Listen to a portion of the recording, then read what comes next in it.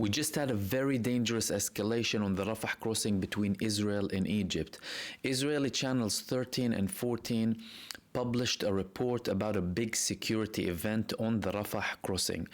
They stated that the Egyptian army shot at the Israeli soldiers next to the Rafah crossing. Shortly after, this report was deleted by the military censorship in Israel. However, in the meantime, some people monitored this and recorded it and published it. One of them was Al Jazeera, operating from the West Bank. This is a very dangerous escalation. It's coming following one day after the Israeli massacre, the barbaric massacre in Rafah, in which Israeli forces killed over 35, now the numbers are reaching 45, the recent reports say, innocent people in tents in Rafah with multiple airstrikes. The images were horrifying yesterday.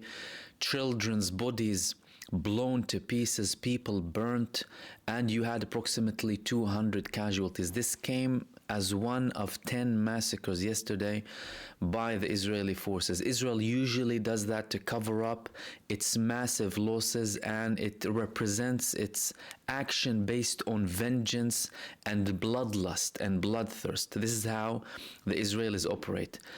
The attack from the Egyptian army on Israel and the fact that the Israeli military censorship removed it signals a very significant development. It's coming also simultaneously with reports that Israel withdrew parts of its forces in Gaza and a redeployment of the Giv'ati brigade in Gaza that's operating alongside the other brigades across all parts of Gaza.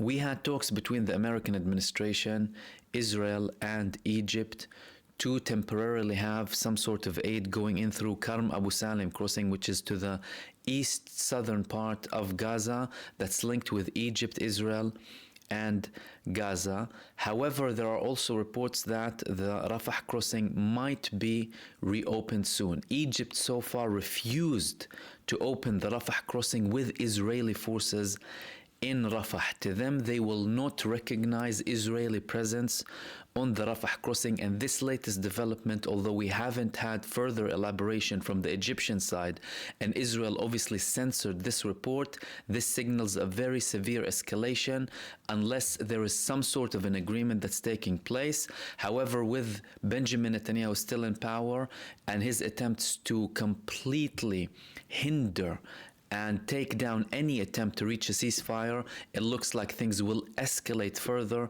But this is one of the most important developments when it comes to the Israeli and Egyptian army so far in the past 8 months since the 7th of October and Israel's invasion and genocide in Gaza.